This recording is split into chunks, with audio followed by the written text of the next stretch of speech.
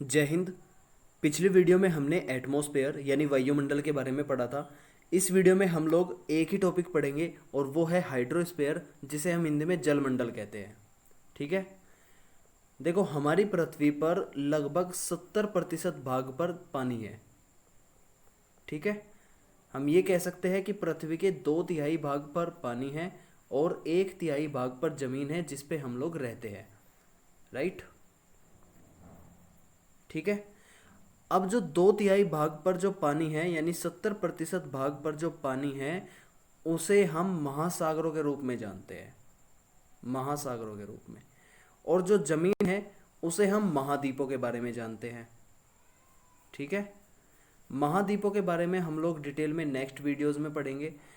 इस वीडियो में हम लोग महासागरों के बारे में पढ़ेंगे। और महासागर जिस टॉपिक में आते हैं उसे कहते हैं जलमंडल यानी हाइड्रोस्फीयर। ठीक है। अब महासागरों में जो पानी है, हम जो बात कर रहे हैं कि 70% भाग पर पानी है, वो एक खारा पानी है जिसे हम लोग ना तो पीने के लिए यूज कर सकते हैं और ना ही सिंचाई के लिए यूज कर सकते हैं। ठीक है। उसमें सिर्फ जो मछलियाँ होती है, जो समुद्री जीव होते हैं, सिर्फ वे रहते हैं। ठीक है। तो ये हमारे किसी काम का नहीं है। राइट। हमारे काम का जो पानी है जिसे हम यूज करते हैं वो पृथ्वी पर सिर्फ 1% ही है। लगभग 1% ही पीने लायक पानी है, हमारे यूज के लिए पानी है।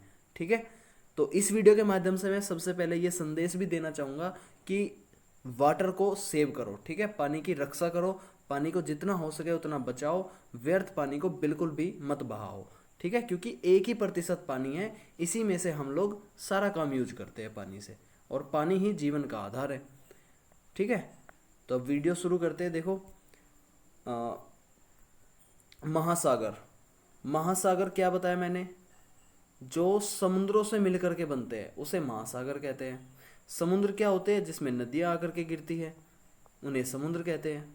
राइट। अब यहाँ पे इनसे अलग भी आपको कुछ वर्ड्स ध्यान रखने हैं, कुछ वर्ड्स आपको याद करने हैं, जिसमें पहला वर्ड है स्ट्रेट, जिसे हिंदी में जल संधि या जल डमरू मध्य भी कहते हैं। स्ट्रेट। ठीक है। क्या होता है स्ट्रेट? स्ट्रेट एक ऐसी नैरो वाटर बॉडी होती है जो दो जमीन को आपस में जोड़ती है और दो बड़ी वाटर बॉडी को आपस में जोड़ती है। ठीक है। देखो, जैसे कि ये दो बड़ी वाटर बॉडी है, ये दो बड़े समुद्र है या महासागर है। ठीक है। ये सभी महासागर है, ये महासागर है, और ये दो जमीन है, L1 L2। और इन दोनों जमीनों के बीच में एक नैरो वाटर बॉडी है। ठीक है। एक छोटा रास्ता है जिसमें से पानी बहता है, तो इसे हम कहते हैं स्ट्रेट। मैप के जरिए भी मैं आपको समझाने की कोशिश करूंगा जिससे ये आपके याद हो जाए।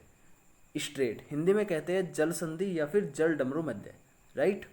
ये पहला वर्ड है जो आपको ध्यान रखना है। उसके बाद देखो, नेक्स्ट हम पढ़ेंगे फिर, ये मैप दिखाऊंगा अभी बाद में। स्ट्रेट के बाद दूसरा वर्ड है गल्फ। गल्फ को हिंदी में कहते हैं खाड़ी। ये नाम आपने सुने होंगे, जैसे गल्फ ऑफ अमन। ठीक है। गल्फ। तो गल्फ क्या होता है? जब समुद्र का पानी या महासागरों का पानी जमीन के अंदर घुस जाता है। कुछ जमीन इस तरीके से होती है, यहाँ पे महासागर होते हैं, तो महासागरों का पानी जमीन के अंदर घुस जाता है, इसे कहते हैं गल्फ। ये जो यहाँ पे इस तरीके से रीजन बनता है, ये जो एरिया इस तरीके से बनता है, इसे कहते हैं गल्फ। बात समझ आई? राइट। तीसरा वर्ड है बे। जैसे बे ऑफ बंगाल, इसे भी हम खाड़ी ही कहते हैं। थोड़ा सा डिफरेंस है बे में और गल्फ में। गल्फ में ये है कि पानी जमीन के अंदर घुस आता है कुछ इस शेप से। ठीक है। ऐसी शेप में। जबकि बे एक ऐसी चौड़ी वाटर बॉडी को कहेंगे जिसके दो साइड में होती है जमीन। देखो, यहाँ पे जिसके दो सरफेस में जमीन होती है, L1 L2, और एक साइड में यानी तीसरे साइड में होते हैं द्वीप, आइलैंड कहते हैं हम जिनको। राइट। तो इस प्रकार से जो वाटर जमीन के अंदर चला जाता है, जो इस शेप में होता है, उसे कहते हैं बे। आप बे ऑफ बंगाल को देख सकते हो, ये हमारा इंडिया है और इस तरीके से पानी है यहाँ पे, तो इसे हम कहते हैं बे ऑफ बंगाल। राइट। तो ये कहलाता है बे, खाड़ी जिसे हम हिंदी में कहते हैं, जिसके दो साइड में ज़मीन होती है और एक साइड में द्वीप होते हैं, आइलैंड होते हैं। अब ये द्वीप क्या होते हैं? द्वीप एक ऐसी ज़मीन होती है, आइलैंड, द्वीप एक ऐसी ज़मीन होती है जिसके चारों तरफ पानी होता है, इसे द्वीप कहते हैं, आइलैंड कहते हैं। ठीक है, ये ज़मीन है और इसके चारों तरफ पानी है, तो ये एक आइलैंड कहलाता है। ठीक है। झील किसे कहते हैं? लेक, लेक को हिंदी में कहते हैं झील। झील क्या होती है? एक ऐसी वाटर बॉडी जो चारों तरफ जमीन से घिरी रहती है, इसके चारों तरफ जमीन है, राइट, ये जमीन है और बीच में क्या है? बीच में पानी है, तो इसे बोलते हैं झील। तो ये वर्ड आपको ध्यान रखना है। आई होप ये सारे शब्द आपको समझ आ गए होंगे। ठीक है। अब एग्जाम में आपसे कई बार नाम पूछता है, जैसे कि सबसे बड़ी झील का नाम बताओ, ऐसे पूछ लेगा कि दुनिया की सबसे बड़ी झील है उसका नाम बताओ, या फिर भारत की सबसे बड़ी झील है उसका नाम बताओ, या फिर दुनिया का सबसे बड़ा द्वीप है उसका नाम बताओ, भारत का सबसे बड़ा द्वीप है उसका नाम बताओ। तो इस तरीके से आपसे क्वेश्चन पूछ लेगा। ठीक है। तो इस वीडियो में हम लोग देख लेते हैं कुछ इंपॉर्टेंट आइलैंड, कुछ इंपॉर्टेंट लेक्स। डिटेल में नहीं पढ़ेंगे अभी, हम सिर्फ बेसिक समझेंगे। ठीक है। डिटेल में हम लोग आगे पढ़ेंगे, अभी हम स्टार्टिंग फेज में है, धीरे धीरे समझेंगे वरना सब कुछ भूल जाएंगे। तो ये आपके सामने अर्थ का मैप है और इस अर्थ के मैप में आपको कुछ महासागर और कुछ महाद्वीप दिख रहे होंगे।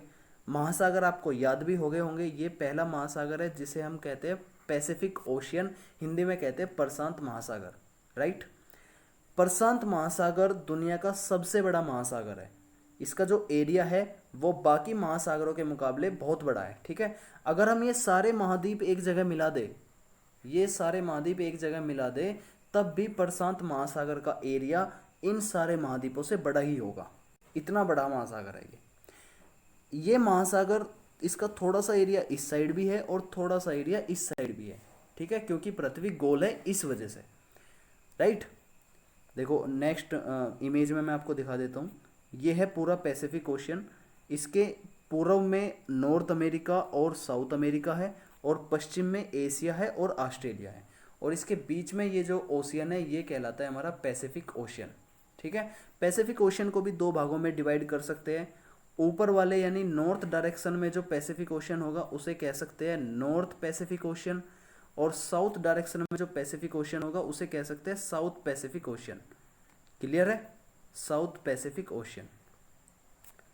अब यहाँ आपको कुछ इस तरीके की शेप ये दिखाई दे रही होगी, ये सभी, तो ये सभी बे कहलाती है। इनमें से कुछ बे होती है, कुछ गल्फ होती है, तो ये सभी नाम आपको ध्यान रखने हैं, राइट। यूपीएससी की अगर आप तैयारी कर रहे हो तो यूपीएससी के हिसाब से ये नाम और ये जितनी भी ज़मीन है ये सारी आपको ध्यान रखनी है। यूपीएससी कहीं से भी कुछ भी पूछ सकता है। इसके अलावा ये जो दो लैंड है, ठीक है, ये दो लैंड है और ये एक वाटर बॉडी है, ये पूरा का पूरा एक पैसिफिक ओशियन है। इससे ऊपर भी एक ओशियन है, इसका नाम क्या है? आर्कटिक ओशियन, आर्कटिक महासागर। ये बात मैं आपको पहले बता चुका हूँ। तो आप देख रहे होंगे कि इन दो जमीन को जोड़ रही है ये नैरो वाटर बॉडी। इनके बीच में एक पानी का रास्ता है, ठीक है, ये पानी का रास्ता है जो दो महासागरों को जोड़ रहा है और जो दो जमीनों को जोड़ रहा है। तो इसे हम क्या कहेंगे? इसे हम कहेंगे स्ट्रेट। क्या कहेंगे? स्ट्रेट। और इस स्ट्रेट का नाम है बेरिंग स्ट्रेट। क्या नाम है? Bering strait. तो बेरिंग स्ट्रेट इस तरीके से पूछ लेगा कि एशिया और नॉर्थ अमेरिका को जोड़ने वाली जल संधि का नाम क्या है, तो आपको बताना है कि बेरिंग जल संधि या फिर बेरिंग स्ट्रेट। हिंदी और इंग्लिश किसी में भी याद कर सकते हो, मैंने आपको पहले भी बताया था, इंग्लिश ज़्यादा आसान है, उसमें याद करो। तो बेरिंग स्ट्रेट एक ऐसी जल संधि है जो एशिया और नॉर्थ अमेरिका दोनों महाद्वीप को जोड़ती है, राइट।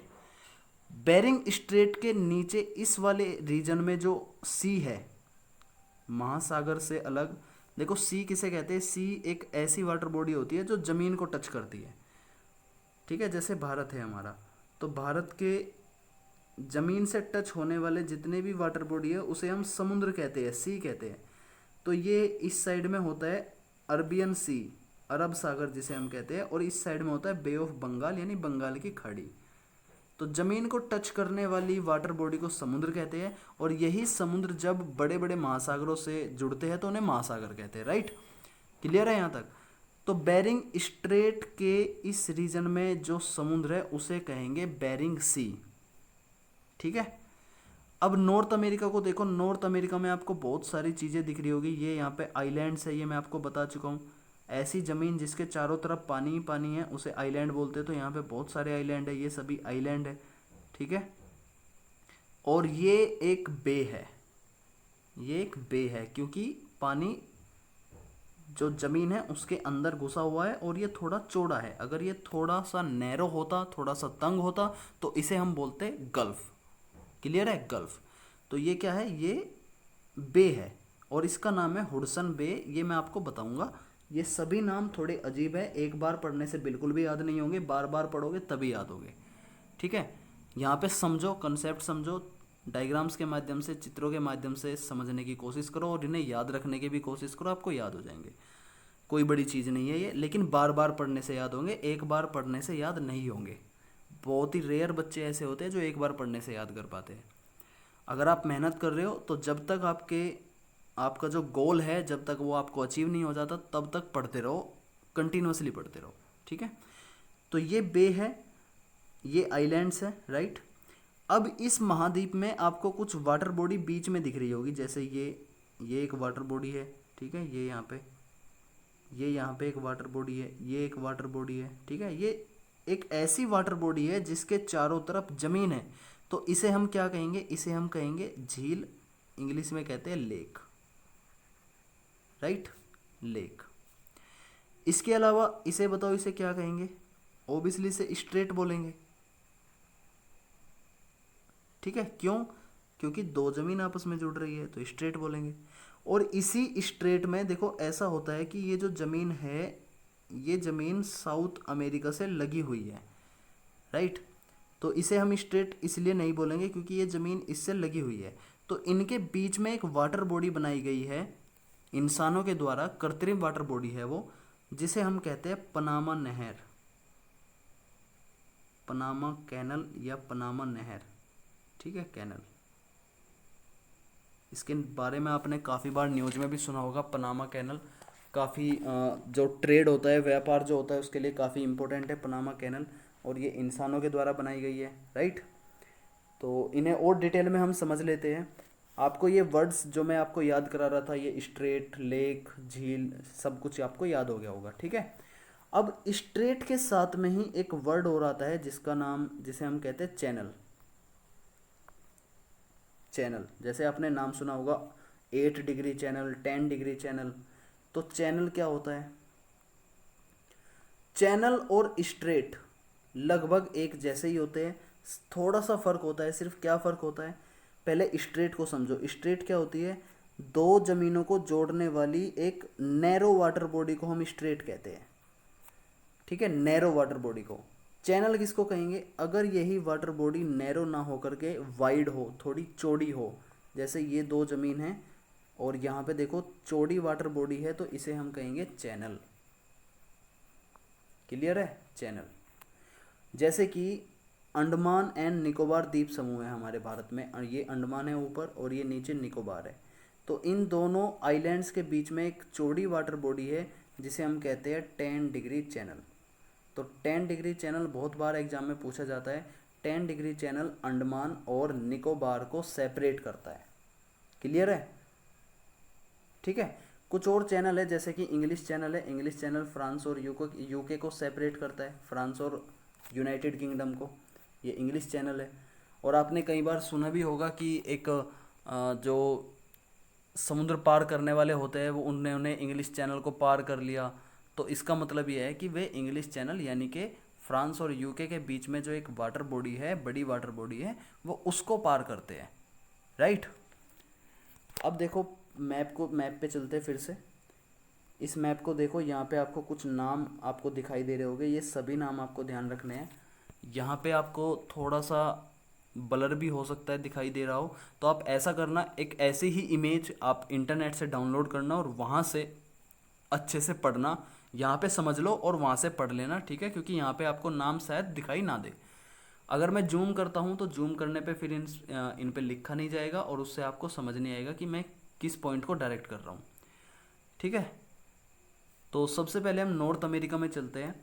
नॉर्थ अमेरिका में सबसे पहले आपको ये दिख रही होगी। इससे पहले मैं आपको बेरिंग सी बता चुका हूँ। देखो बेरिंग यहाँ होता है, जो इस वाले पॉइंट पे इधर से इसको ऐड करते हैं ना, जब पृथ्वी को अगर मैं ग्लोब के रूप में लिखूं तो ये एशिया इधर नॉर्थ अमेरिका से अटैच हो जाएगा, तो इसे हम बोलेंगे बेरिंग स्ट्रेट, राइट। इसके अलावा बेरिंग स्ट्रेट के पास में ये जो आपको दिख रही है इसे कहते हैं गल्फ ऑफ अलास्का, क्योंकि यहाँ पे अलास्का यूनाइटेड स्टेट्स का एक स्टेट है अलास्का, तो उसी के नाम पे ये रखा गया है गल्फ ऑफ अलास्का। ठीक है, ये आपको जो दिखाई दे रहा है ये है गल्फ ऑफ अलास्का। आप पूछ सकते हो, यहाँ पे आपका डाउट बन सकता है कि इसको बे नाम क्यों नहीं दिया गया। तो देखो बे और गल्फ लगभग एक ही है, ये दोनों ही खाड़ी है, तो साइंटिस्ट की जो समझ में आया उन्होंने वो नाम रख दिया। ठीक है, बाकी मैं इनके बीच में जो डिफरेंस है वो मैं आपको बता चुका हूँ। तो ये है गल्फ ऑफ अलास्का। फिर यहाँ नीचे आओ, ये आपको जो दिखाई दे रही है ये है gulf of California.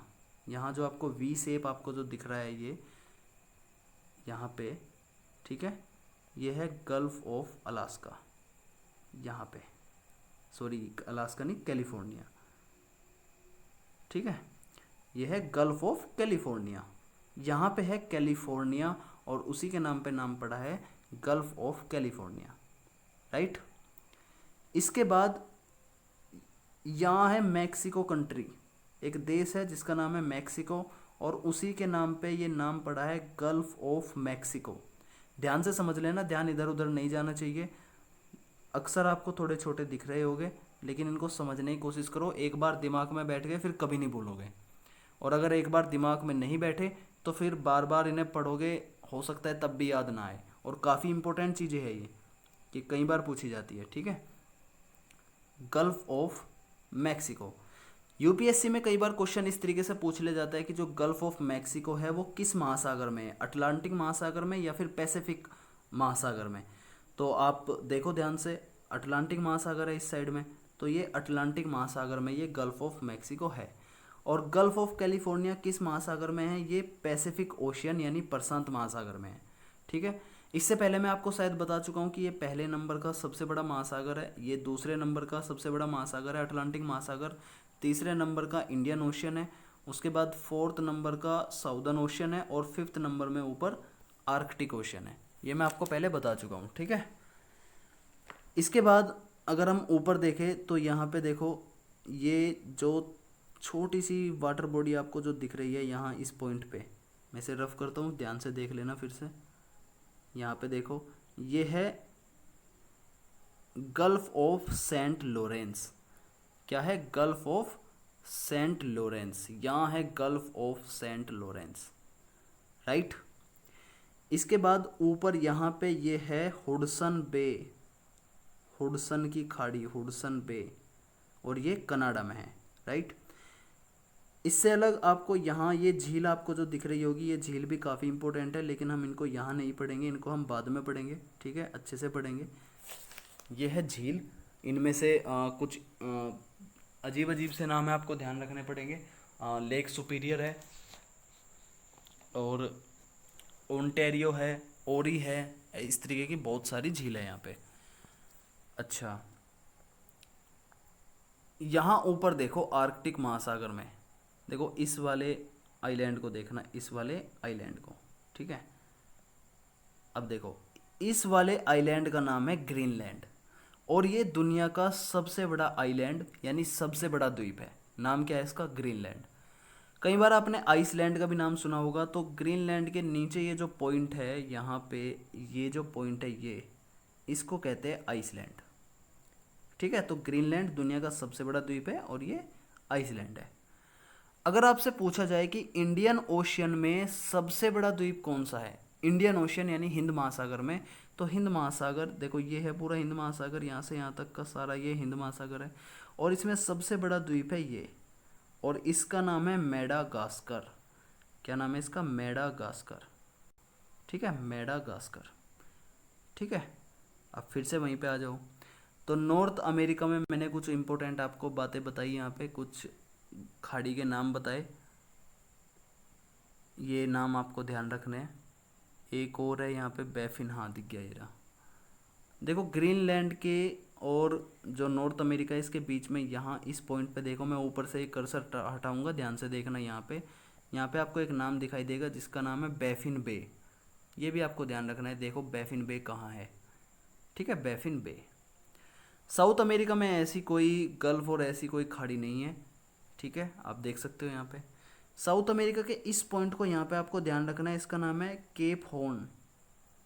Cape Horn, Cape Horn क्या काम करता है? केप हॉर्न प्रशांत महासागर और अटलांटिक महासागर को जोड़ता है। देखो प्रशांत महासागर और अटलांटिक महासागर यहाँ पे जुड़े हुए हैं, तो इसे हम कहते हैं केप हॉर्न, राइट।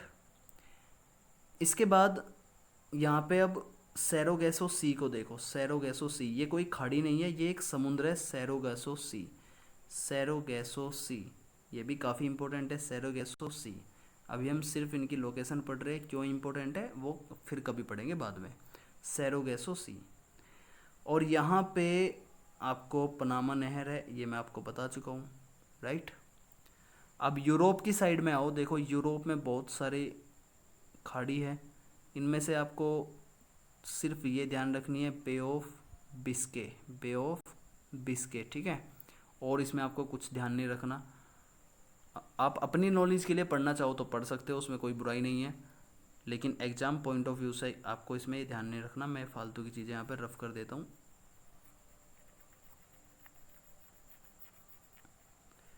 राइट। अब देखो यहाँ पे आपको क्या ध्यान रखना है। यह है हमारा यहाँ पे इंडिया, और इस इंडिया से वेस्ट की साइड जब चलते हैं, वेस्ट पश्चिम की तरफ जब चलते हैं इंडिया से इस तरीके से, तो यहाँ आपको एक झील दिख रही होगी, इसका नाम है कैस्पियन सी। नाम में इसके सी है, नाम में इसके समुद्र है, लेकिन ये एक झील है क्योंकि इसके चारों तरफ क्या है? ज़मीन है, ठीक है। और ये दुनिया की सबसे बड़ी झील है। कैस्पियन सी दुनिया की सबसे बड़ी झील है। ये इतनी बड़ी झील है कि इसमें हमारा लगभग आधा भारत इसमें आ जाएगा, इतनी बड़ी झील है ये, ठीक है। नाम क्या है इसका? कैस्पियन सी, राइट। कैस्पियन सी के बराबर में आपको एक और झील दिख रही होगी, इसका नाम है ब्लैक सी। क्या नाम है? ब्लैक सी, काला सागर। ये भी एक झील है, ब्लैक सी, काला सागर, कैस्पियन सी के वेस्ट साइड में ही है, राइट। फिर इसके बाद आपको ये देखो, ये एक कैस्पियन सी से भी बड़ा आपको एक झील दिख रही है, लेकिन ये झील नहीं है, ये वास्तव में एक समुद्र है, क्योंकि इसका जो पोर्शन है वो महासागर से मिला हुआ है, इसलिए ये समुद्र है। अगर झील भी किसी से मिली हुई होती तो ये भी समुद्र कहलाती, लेकिन ये किसी से नहीं मिली हुई है तो ये झील है, ठीक है। तो जहाँ अभी मैंने मार्क किया है ये वाला जो पोर्शन है, इसे कहते हैं मेडिटेरेनियन सी, यानी भूमध्य सागर। मेडिटेरेनियन सी यानी भूमध्य सागर, ये है भूमध्य सागर। और भूमध्य सागर से ही मिलता हुआ यहाँ पे ये है डेड सी, मृत सागर, डेड सी, ठीक है, डेड सी। और डेड सी की लवणता बहुत ही ज़्यादा होती है। लवणता, अब ये क्या कहा मैंने? लवणता।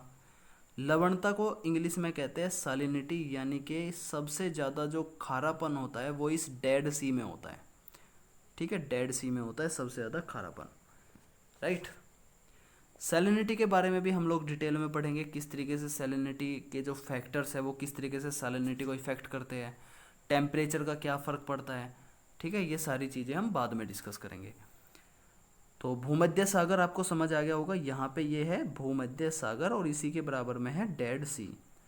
और डेड सी के बराबर में यहाँ ये जो आपको ये जो दिख रही है, ये बंदूक की तरीके की, ठीक है, ये जो आपको जो दिख रही है वाटर बॉडी, इसका नाम है रेड सी, लाल सागर। क्या है ये? रेड सी, लाल सागर, ठीक है। और लाल सागर और हिंद महासागर, लाल सागर यानी ये, और हिंद महासागर यानी ये, इसे जोड़ने वाली जो वाटर बॉडी है ये यहाँ पे, क्योंकि इसके दोनों तरफ ज़मीन है और इस साइड एक वाटर बॉडी है, इस साइड दूसरी वाटर बॉडी है, तो ये क्या कहलाएगी? ये कहलाएगी स्ट्रेट। ठीक है, स्ट्रेट। और वैसे ये ज़मीन के अंदर भी घुस रही है तो इसे गल्फ भी कह सकते हैं। तो इसका नाम है गल्फ ऑफ अमन, क्योंकि यहाँ पे अमन एक कंट्री है, इसी के नाम पे पड़ा है गल्फ ऑफ अमन। ध्यान रहेगी बात, गल्फ ऑफ अमन, ठीक है, गल्फ ऑफ अमन। फिर इससे ऊपर आओ, यहाँ पे ध्यान से समझ लेना, वीडियो को स्किप मत करना, ध्यान से सुनते रहो मेरी बातों को और यहाँ पे ध्यान दो सिर्फ डायग्राम पे, ठीक है।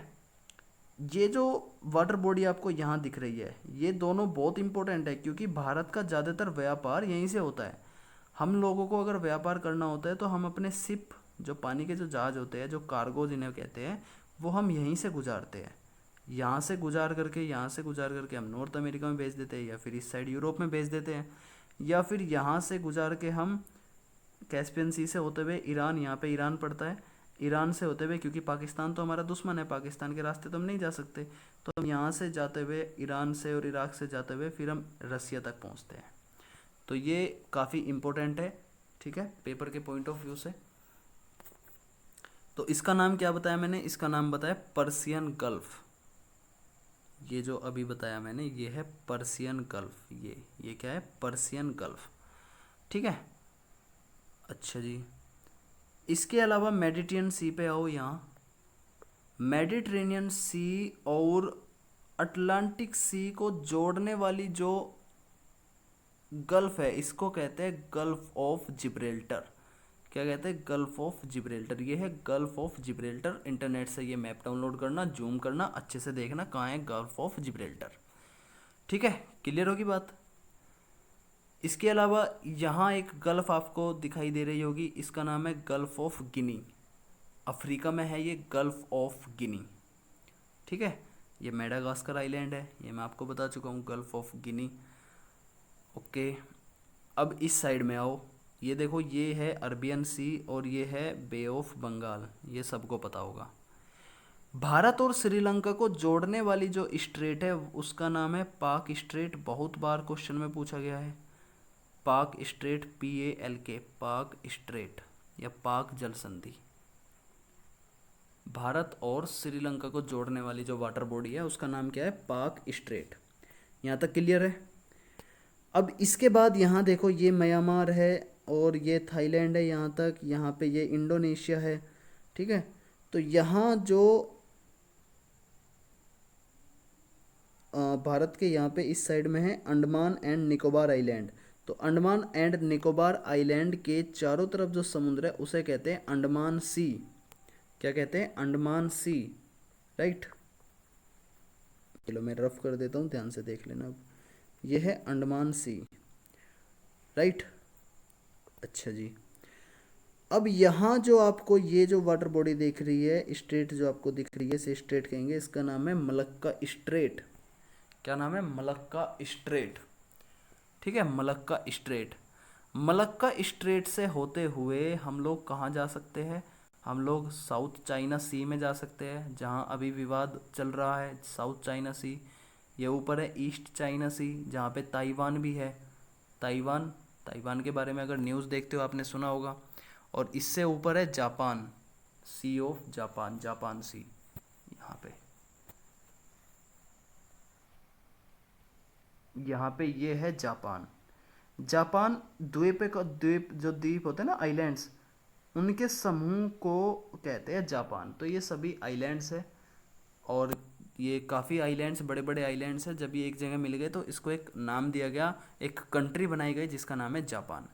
और जापान आप देखो पृथ्वी के सबसे ईस्ट में है, सबसे पूर्व में है ना, ईस्ट में है, इसीलिए जापान को उगते सूर्य का देश भी कहा जाता है।